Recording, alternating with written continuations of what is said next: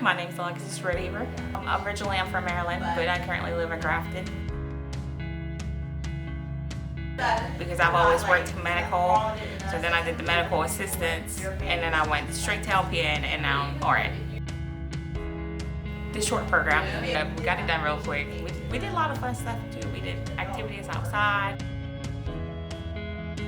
It's 12 months. It wasn't bad.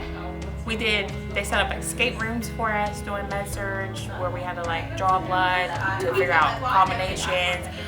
We did a little double dare where we played outside and like mashed potatoes. It was fun. All the teachers were very helpful.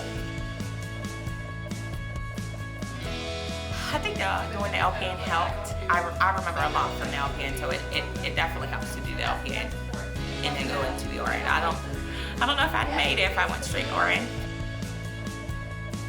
I'd like to be a NICU nurse or peds, children. I always wanted to work with children. I fostered for a little bit, and I have 2 of my own. If you look for a good school with a short program and helpful teachers, WVJC